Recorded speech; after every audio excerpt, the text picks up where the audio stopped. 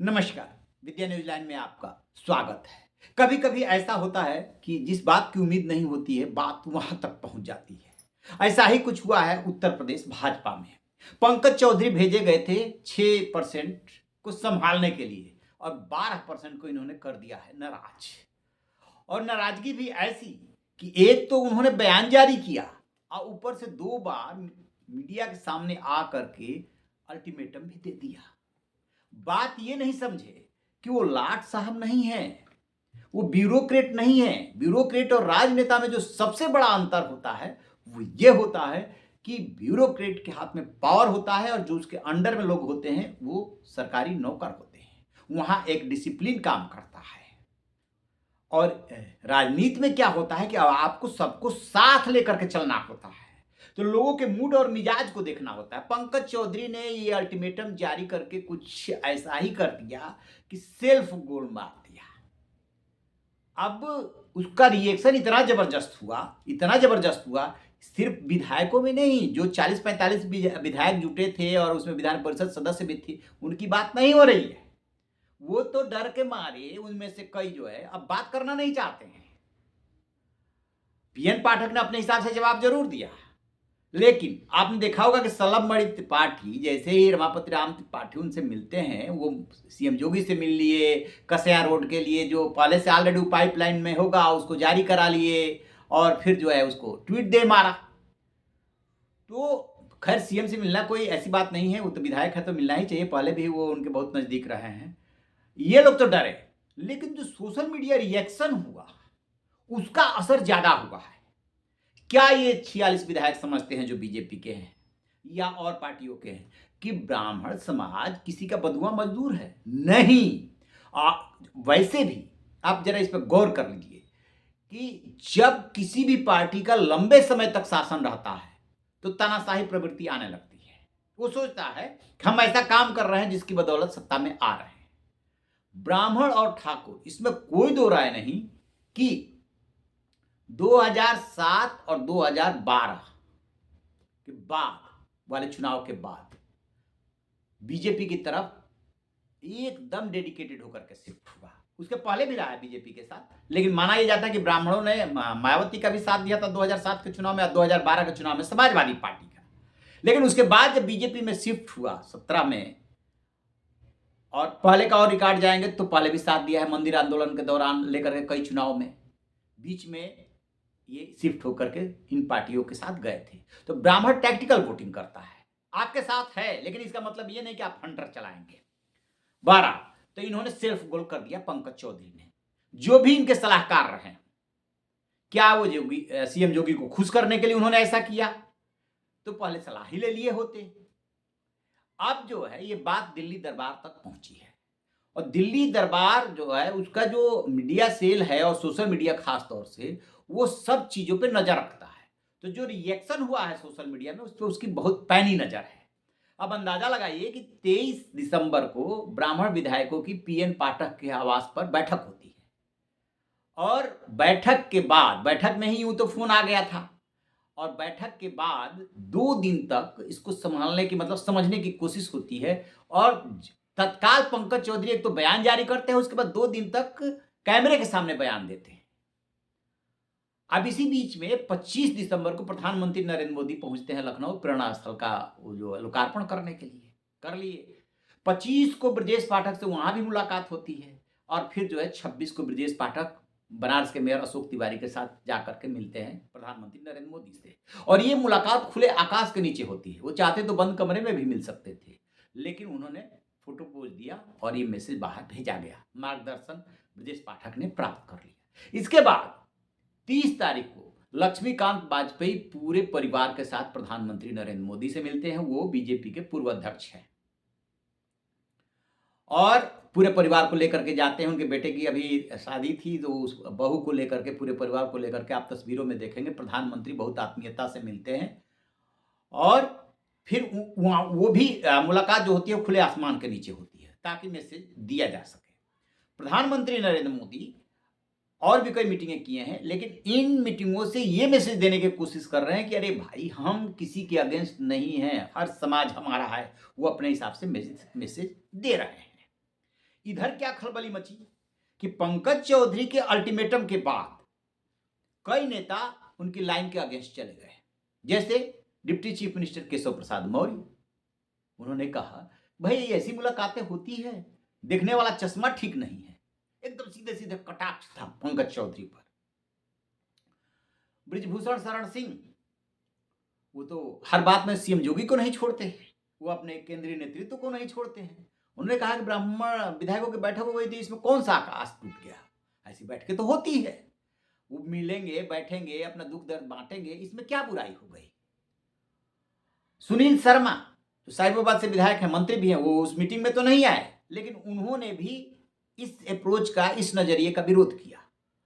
और भी तमाम सारे विधायकों के और नेताओं के बयान आए। रमापति राम त्रिपाठी बैठक का विरोध किए, लेकिन तरीके से किए। अब जब लखनऊ में खलबली मची तो फिर जो है कहा जाता है कि कोर कमेटी की बैठक हुई। कोर कमेटी की बैठक में ये विधायकों का मुद्दा डिस्कस नहीं हुआ। कोर कमेटी की बैठक में जो एसआईआर की वजह से 2.89 करोड़ वोट कटने जा रहा है, उसको लेकर के मंथन हुआ है। उसमें भाजपा का, बीजेपी का जो वोट बैंक है, बहुत बड़ा वोट चंक बीजेपी का है। जो कोई ये सोच रहा हो कि समाजवादी पार्टी और बीएसपी का कट रहा है तो बीजेपी को भी नुकसान हो रहा है, और इधर आपने 10 से 12% को जो है नाराज कर लिया है।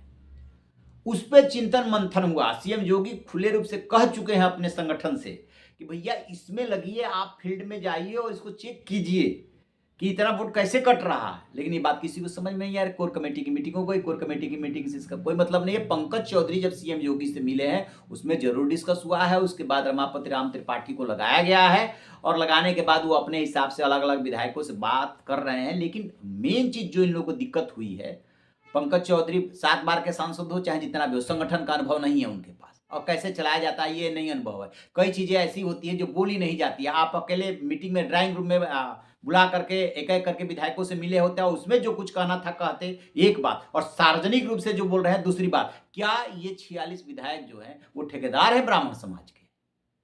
वो जिधर कहेंगे उधर ही चले जाएंगे? अरे हम उनको सपोर्ट करते हैं।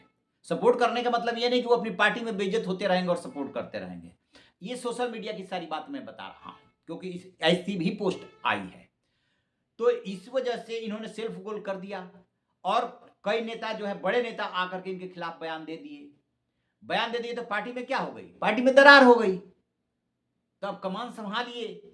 तो ये तो पंकज चौधरी से तो बात बनने वाली है नहीं। तो उनके जो है बहुत वरिष्ठ है रमापति राम त्रिपाठी जो है, तो उनसे जो है वो पहले भी सलाह लेते रहे, फिर सलाह लिया और उन्हीं को इस काम में लगाया गया। लेकिन क्या वो इन विधायकों को मना भी लेंगे तो उससे बात बन जाएगी? अब क्या है कि लॉलीपॉप दिया जा रहा है कि संगठन में भी चेंजिंग होनी है क्योंकि नया अध्यक्ष आया है, और सरकार में भी रिसफलिंग होगी क्योंकि चुनाव से एक आध साल पहले रिसफलिंग होती ही होती है। उसमें नए चेहरे लाए जाएंगे, उसमें क्षेत्रीय संतुलन का ध्यान रखा जाएगा, उसमें जातीय संतुलन का ध्यान रखा जाएगा। और ये पंकज चौधरी ज्ञान दे रहे थे कि हमारी पार्टी जो है ऐसी बैठकों में विश्वास नहीं करती, उसका नीति और सिद्धांत के खिलाफ है। और अपने जब कुर्मी क्षत्रिय महासभा के अपने आवास पर बैठक कर रहे थे तब ये ज्ञान कहाँ चला गया था? नई बात समझ में आ रही थी। तो ज्ञान दे लिए हैं, ज्ञान दे के बात को बिगाड़ लिए। अब इन लोगों से ये कहा जा रहा है कि आपको संगठन में भी एडजस्ट किया जाएगा, सरकार में भी एडजस्ट किया जाएगा, और जितने जोगी जी को सलाह दी गई है कि जितने आपके निगम है, बोर्ड है, वो सबको भर डालिए, कोई भी कुर्सी खाली मत छोड़िए। क्योंकि ये जो 2022-27 का जो चुनाव है, ये चुनाव दोनों पिछले चुनावों से अलग होगा। योगी जी के सामने सबसे बड़ी चुनौती होगी हैट्रिक लगाने की, और पीडीए का नारा उछाल करके अखिलेश यादव मैदान में है, और वो इस अवसर को भी भुनाना चाहते हैं, क्योंकि वो ये कह रहे हैं कि उनके जो विपक्ष के नेता हैं माता प्रसाद पांडे, वो जो है भोज देने वाले हैं, और सभी ब्राह्मण विधायकों को बुलाया जाएगा, उसमें बीजेपी वालों को भी बुलाया जाएगा। और शिवपाल यादव पहले ही ऑफर दे चुके हैं कि आइए हमारे साथ, हम देंगे सम्मान। कितना सम्मान देंगे वो तो पता ही है। खैर, जो बीजेपी के कहीं ना कहीं मन मस्तिष्क में ये है कि ब्राह्मण, ठाकुर और सवर्ण हमको छोड़ करके जाएगा कहाँ? वोट मतलब मतदान स्थल तक जाते जाते वो नाराज भी होगा तो उसका मन बदल जाएगा। ये बीजेपी मान के चलती है। आप बंद कमरे में इनके बड़े नेताओं से बात कर लीजिए, उन्हें ऐसा लग रहा है कि ये कहाँ जाएंगे, इनको छोड़ के ना जाने की मजबूरी है। लेकिन ऐसा नहीं है। जो कुछ भी उत्तर प्रदेश में चल रहा है और सीएम योगी पर जो सजातीय लोगों का फेवर करने का ठप्पा लगा हुआ है, वो जो है बहुत भारी पड़ रहा है। ऐसा नहीं है कि वो अपने को बैलेंस करने की कोशिश नहीं करते हैं, ब्राह्मण नौकरशाहों की पोस्टिंग नहीं करते हैं, सब करते हैं योगी जी। अब बोल भी चुके हैं, कोई अंतर नहीं है। लेकिन एक जो इम्प्रेशन बन जाता है, वो कहीं जाता नहीं है। तो योगी जी के बारे में ये बन चुका है, ये जो उनके ऊपर उनको लेकर के इम्प्रेशन है, वो बहुत ज़्यादा नुकसान पहुँचा रहा है। अब देखना ये है कि दरार तो हो गई, पार्टी में दरार आ गई। दिल्ली दरबार साधे और चाहे लखनऊ दरबार साधने की कोशिश हो रही है कि ये जो 2-4 विधायकों की पूछ हो रही है, जो अलग से मीटिंग हो रही है, क्या उसे 46 जो विधायक हैं, वो संतुष्ट हो जाते हैं, उनकी बात बन जाती है? क्योंकि देखिए 46 ये पोस्ट कहाँ से लाएँगे? सबको तो एडजस्ट नहीं कर सकते। कुछ को मंत्री बनाएँगे, कुछ को संगठन में डालेंगे, कुछ को बोर्ड में डालेंगे। वो एक आनुपातिक रूप से एडजस्ट करने की कोशिश करेंगे। ये लोग नहीं किए होते तो भी करते। ये तो दबाव की रणनीति है, दबाव की रणनीति 2 वजहों से है। आज इनको ये विधायकों को याद आ रहा है कि ब्राह्मण समाज को कोई नहीं पूछ रहा है। जब बड़े-बड़े कांड हुए, जब गाज़ीपुर में जो है वो युवक को मार डाला या उसने खुद वो कर लिया, अपनी जान ले ली।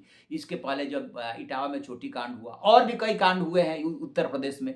हमें तो याद नहीं है कि कोई ब्राह्मण विधायक, ब्राह्मण सांसद पहुँच करके और घाव पे मरहम लगाया हो। इन लोगों की चिंता की 2 वजह है, 46 विधायकों की जो भी बीजेपी के हैं। एक तो ये कि संगठन, सरकार, बोर्ड, निगम में एडजस्ट किया जाए। अब नहीं तो कब? खास तौर से जो 2-2, 3-3 बार के विधायक हैं।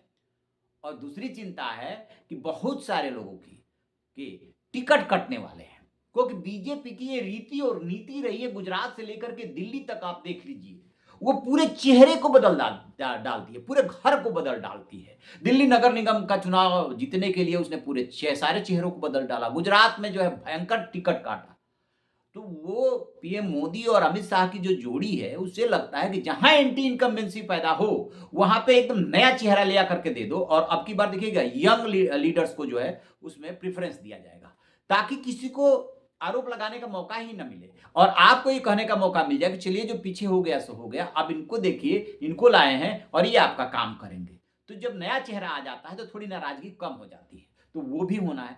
इन 2 चिंताओं की वजह से ये ब्राह्मण विधायकों ने बैठक की। अदरवाइज़ आप समाज में एक्टिव होकर के, समाज के लोगों का दुःख दर्द यदि बाँटे होते, तो शायद आपकी ज़मीन ज़्यादा मजबूत रहती। मैं ये नहीं कह रहा हूँ कि इसमें से किसी को ये सूझ थी नहीं। लोकल स्तर पे ये लोग अपने हिसाब से गए होंगे, लेकिन वैसा कोई इन्होंने आयोजन नहीं किया जिससे कि ये संदेश दे सके कि ब्राह्मण ये न समझे कि आप जो है अकेले हो, हम आपके साथ खड़े हैं। जैसे अन्य जातियों के साथ होता। अखिलेश यादव जब देवरिया कांड हुआ था, तो गए थे कि नहीं गए थे मौके पे? अपने वोट बैंक, अपने यादव जी मारे गए थे और उधर से पूरा ब्राह्मण परिवार खत्म हो गया था। तो गए तो ब्राह्मण परिवार के दरवाजे पे भी गए थे, लेकिन वहाँ तो कोई था ही नहीं। अपने ही पार्टी के लोगों ने वहाँ फ़ोटो लगा दिया, फूल रख दिया, उसके बाद मेन तो गए थे वो यादव जी के यहाँ।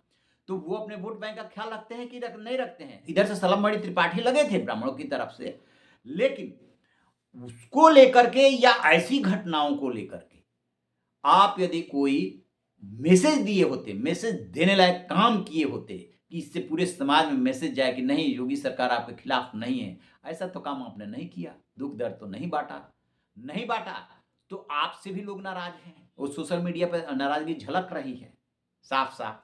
क्योंकि अब हर जो पढ़ा लिखा आदमी है, पढ़ा लिखा नहीं है तो भी गांव तक ये पहुंच चुका है और लोग इसमें इंटरेस्ट लेने लगे हैं। तो एक तरह से हर आदमी जो है ना, नागरिक पत्रकार हो गया है। वो उसे अपने विचारों की अभिव्यक्ति मिली हुई है, संविधान के आर्टिकल 19 में वो विचारों की अभिव्यक्ति खुल करके कर रहा है। बल्कि जो पत्रकार हैं वो तो शायद उतना नहीं कर पाते हैं खुल करके जितना कि वो लोग कर ले रहे हैं। तो वो कर रहे हैं। तब ये देखना ये है कि ये मान के चल रही है बीजेपी की समय के साथ जो है ये ठीक हो जाएगा।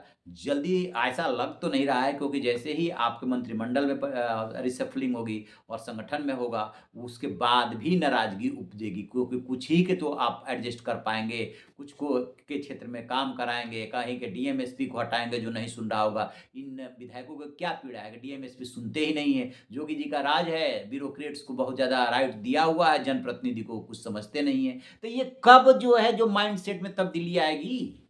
ये है पूरी समस्या। तो पंकज चौधरी ने गुड़ कर दिया है गोबर और अब जो है संभालना मुश्किल हो रहा है। अब देखते हैं कि इन लोगों की बैठकें होती है कि नहीं होती है। बैठकें मुझे लग तो नहीं रहा है कि विधायक फिर से बैठक कर पाएंगे, लेकिन पीएन पाठक ने जो आयोजक थे, उन्होंने बहुत सधा हुआ जवाब दिया था कि ब्राह्मण जो है ना सनातन परंपरा में हमेशा जो है चिंतक, मार्गदर्शक और संतुलन करता रहा है। जब वो मिलता है तो मंथन करता है, चिंतन करता है और समाज को जोड़ता है, समाज को बाँटता नहीं है। उन्होंने पंकज चौधरी को सीधे-सीधे जवाब अपने हिसाब से दे दिया था, बड़ा ही बहुत ही मर्यादित ढंग से और कटाक्ष भी उसमें शामिल है। देखते हैं आगे क्या होता है। आपकी क्या राय है? कमेंट बॉक्स में ज़रूर बताइएगा। Thank you.